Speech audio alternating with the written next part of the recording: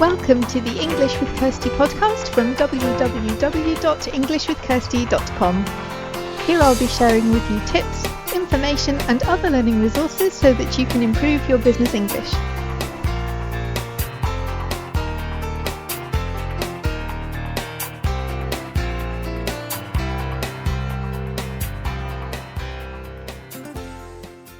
Hi and welcome back to the English with Kirsty podcast, and I have another guest today. So welcome to the podcast, and maybe you could start by telling us something about yourself and what you do. Hi, my name is Sancha. I am Brazilian, living in Ireland for the past 13 years. I am an holistic therapist, and I work helping mothers and carers of children with disabilities to look after themselves, their mental health and emotional health. How long have you been doing that? 2 years, for the past 2 years. Okay, so when you do that, are you working with different languages, or how does that work do for you? mostly in English, but I do have Brazilians, I do have Portuguese speakers as clients. And how does that work for you? So do you give consultations in both languages, or? Yes, I do. Yes, I do. I do. I'm a Reiki Master. I do energy healing, and all the consultations are on their language, on the chosen language. I give them the option if they feel comfortable to do it in Portuguese. We will do it in Portuguese, or if they rather speak in English, is up to their choice. Okay, and it's nice that you can give people that option, and I think it's also good. It makes life more interesting sometimes to be working in multiple languages throughout the day if you're somebody that's genuinely interested in them. And from the time that we were talking before, when we met, you were telling me about your previous job. So this isn't the first time, like moving to Ireland wasn't the first time you worked with English, was it? You worked with English as well when you were in Brazil. How was that for you? Yes, my background is tourism and hospitality. I graduated, did a BA in tourism and hospitality management. So I am from Rio de Janeiro in Brazil, and which is a gigantic city for tourism. So one of the requirements to work in the sector, especially in hotels, is to speak English. So I've been studying English since I was 12. And but I did the like all the kids over there do like an English course, and the teachers, they were Brazilians teaching English. And so basically during my career in Brazil, I was working with Portuguese, Spanish, I do speak Spanish, and English, dealing with the tourists. And it was the first time ever that I was in a reception at a hotel that I had to deal with a guest who was a foreigner, like visiting Rio. It was a shock because of being taught by Brazilian to speak English. We're used to the accent. And when a person from a different country comes and speak with you, your ears are not trained for that. So I couldn't understand the person whatsoever. And I thought that I did speak English, but I wasn't aware as well that it made a huge difference, the accents and the way that people, the slangs, because like in an English course back then, it would teach you the grammar, the formal way. And people on a daily basis, they do not speak like that. They do use slangs, they do use, their own accents. So depending on the country, different English-speaking countries, they do have their own accents. So it was a major shock in the beginning. And then afterwards, when I was 22, I went to work on a cruise ship. The Royal Caribbean was my first time out of Brazil, and it was an adventure. I am an adventure seeker, so I really enjoyed. I had the whole thrill to go out of Brazil for the first time. 22, no worries in the world, and I did a year. I was a year abroad. I flew to Miami, and my first month we were doing the Caribbean. I worked as a phone attendant because I spoke Spanish and Portuguese, so we're doing the translations on the spot, which was kind of challenging in the beginning, but then once you get the rhythm of it, you get it done. And it was a rich experience for me because I was working and dealing with people from different countries around the globe. I had people on my team from Egypt, Montenegro, from Spain, France. So you end up having to learn really quickly how to listen and learn their own accents and speak in English, because English was the main language at the ship. And it was a rich experience. That was when I actually improved 100% the English. Yeah, because I think we need that. Even, I work with people who are learning English, but my English is, well, you can tell that I'm from the south of England, but there are so many different types of English, and I wouldn't understand the slang in many of them, like from English of other parts of the world.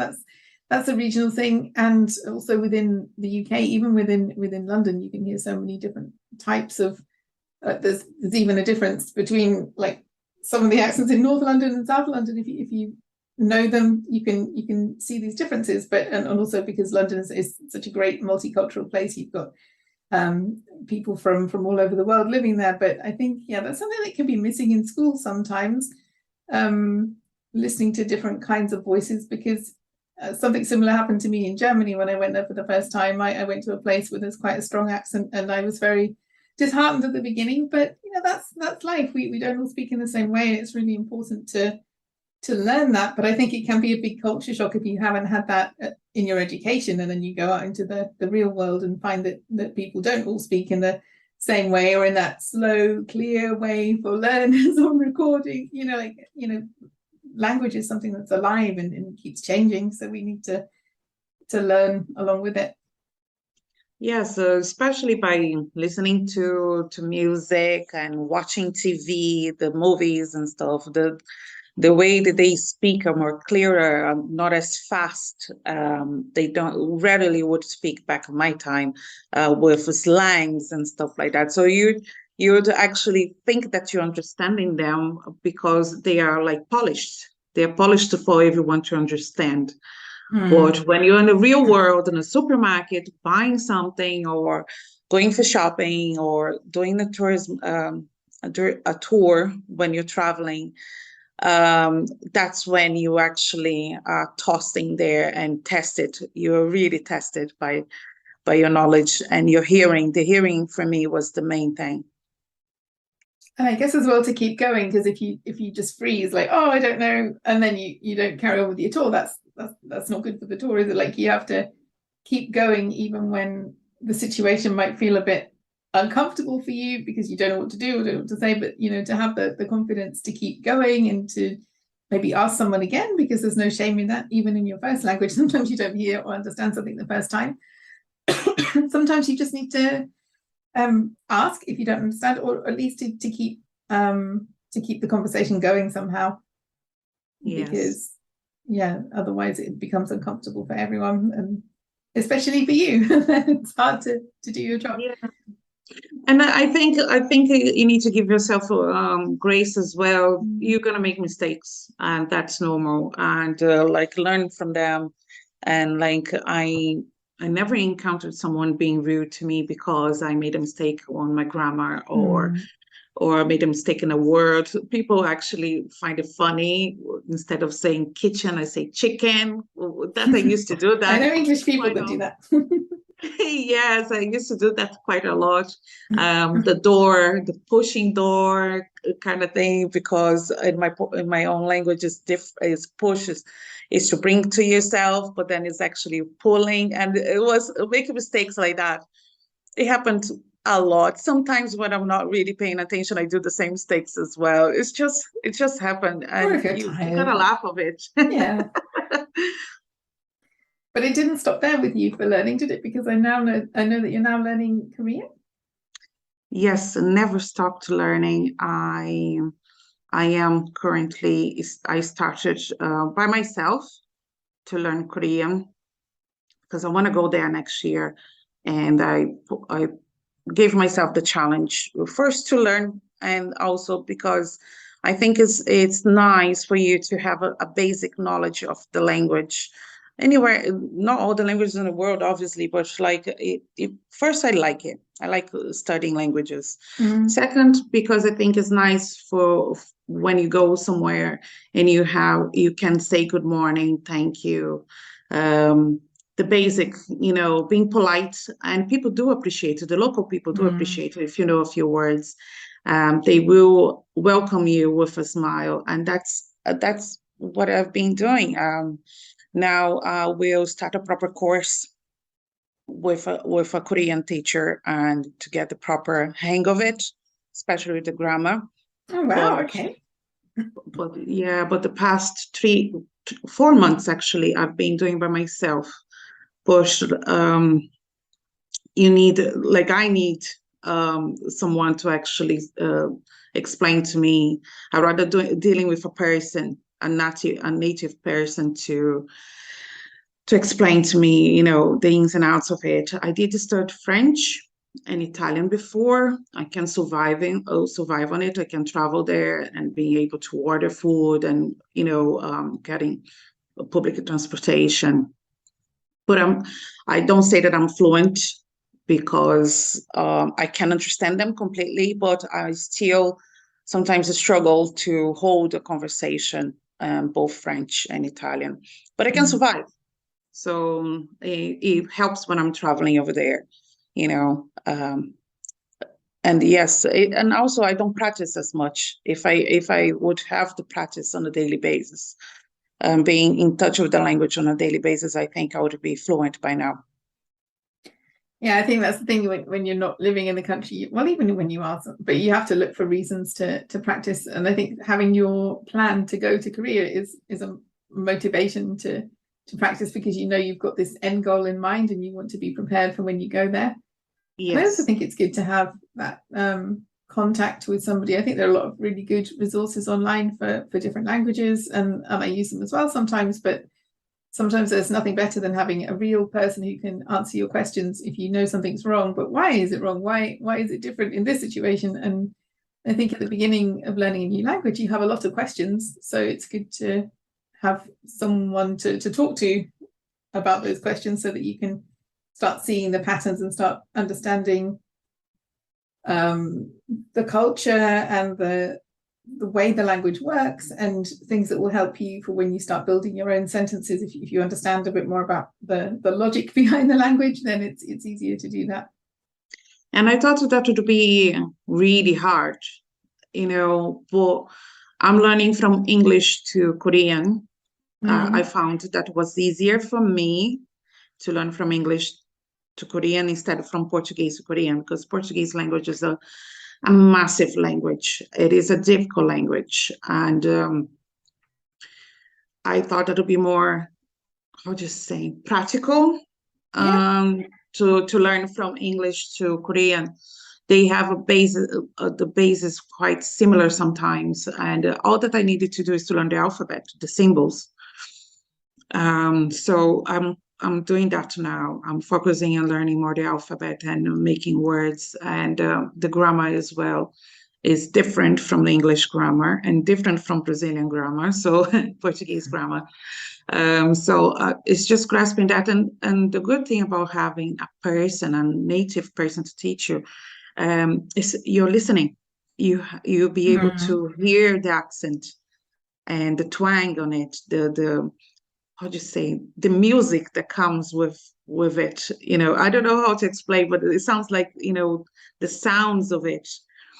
I think that does, you can't get that online. You can't get that on an app,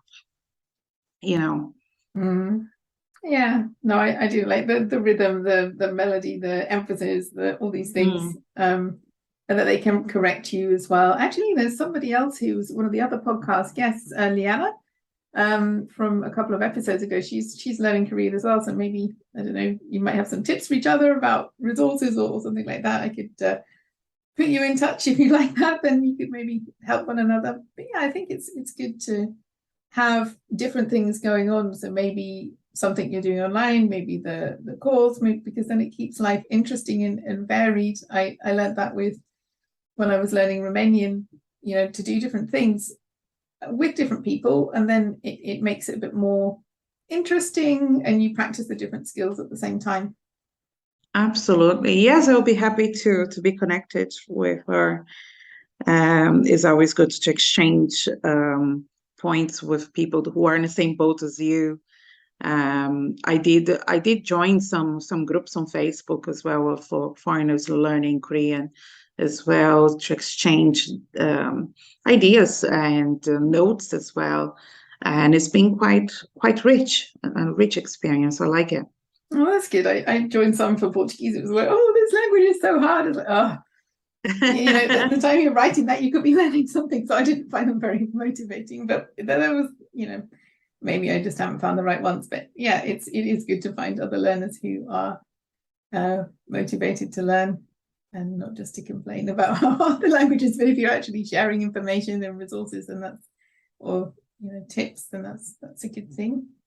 And you, as a family, you're a family of learners, because you were telling me about your daughter. How many languages does she speak at the moment? She's 8. She does speak 3 languages.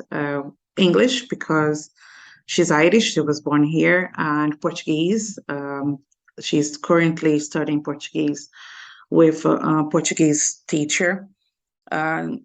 The main reason why is I want her to have Portuguese as her heritage language. And nobody in my family would speak English. And so for herself to be able to communicate with my family members, and also when she grows up, she decides to move to Portugal or to have a job in Brazil, she would be well able to survive and travel as well. Not only that, having that in mind as well, I thought that it would be easier for her to have a good base in Portuguese to push other European languages such as Italian, French, Spanish, because they're all based in Latin.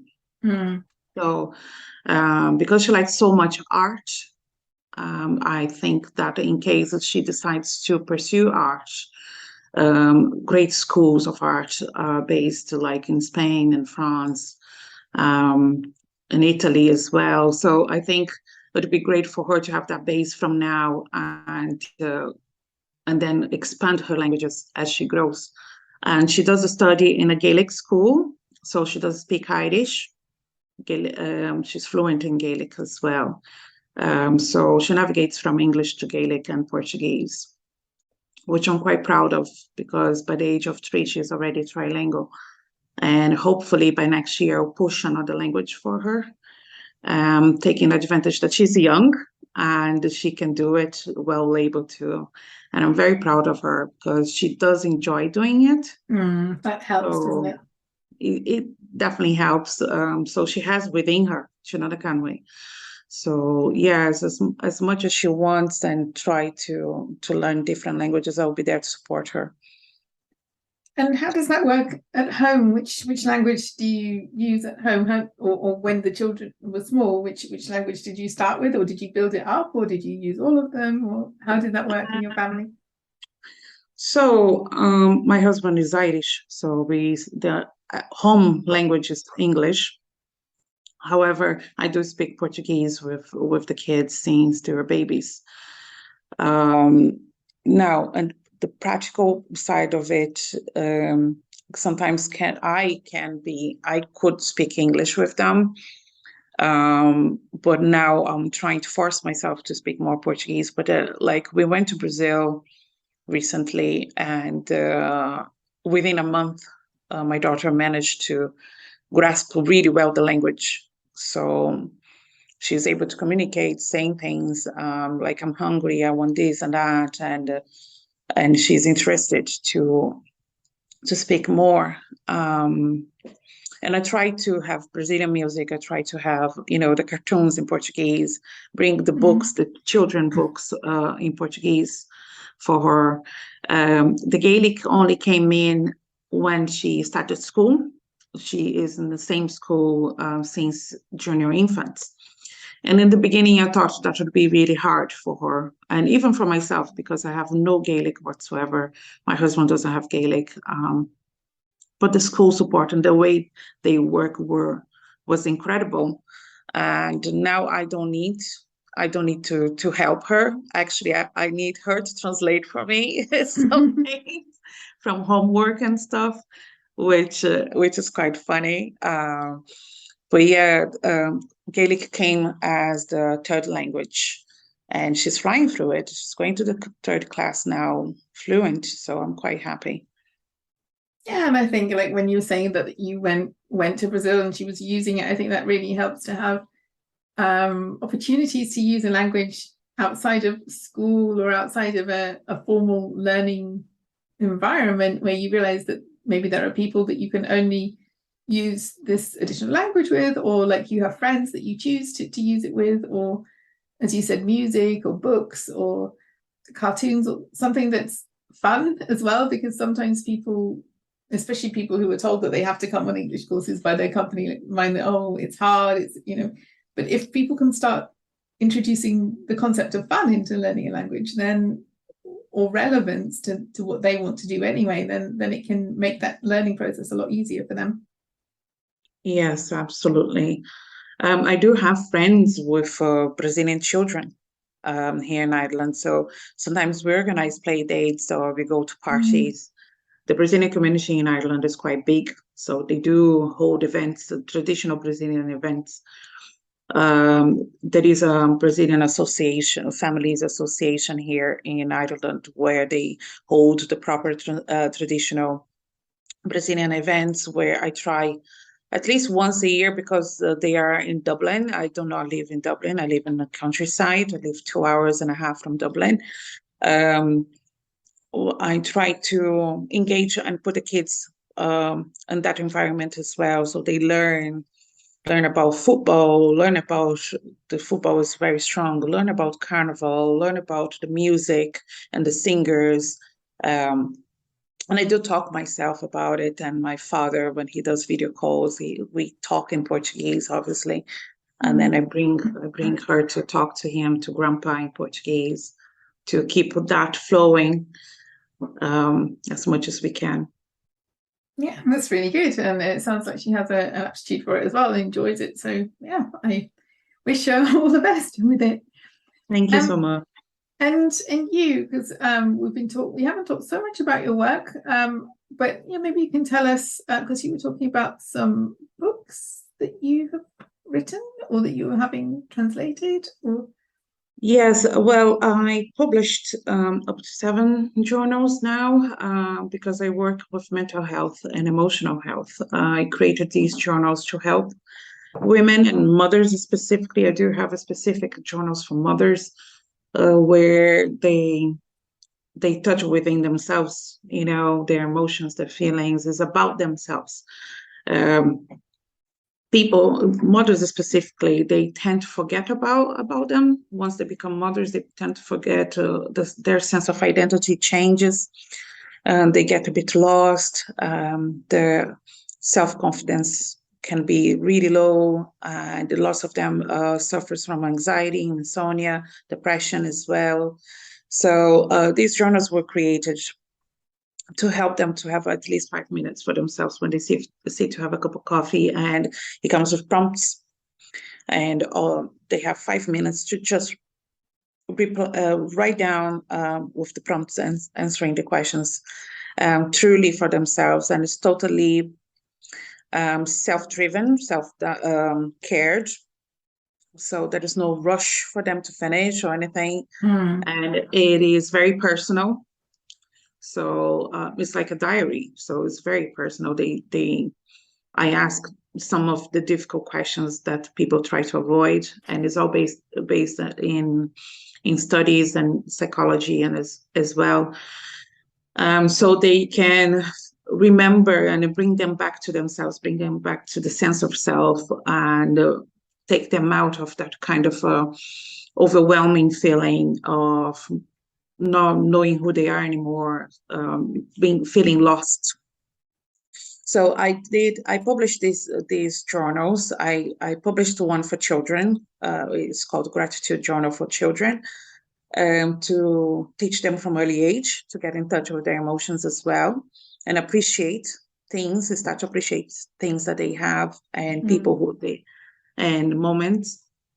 They are in English. I'm in the process of translating one of my journals, but it does take time. And so hopefully by next year, I'll have it published in Portuguese. Well, this is cool that you have both available. And I think it's also really important, because if you don't learn to do this as a child, you become an adult who doesn't know how to do it. And then like it doesn't go away. You have the problems multiplied because you didn't. You have the problems because you didn't learn that when you were a child. So yeah, you have to learn it sometime, or you don't. But if you don't, then you have more problems. So yeah. Yes, I created the gratitude journals for mothers, and then I created the gratitude journal for children. So I had an idea of, while the mom is working on herself, she would have the child also to work on themselves. I made the children one especially, I made it very easy with coloring pages. That's mindfulness, bringing mindfulness for them. Very simple questions today. I feel happy, and 3 things that I like about myself. It's very simple, very light.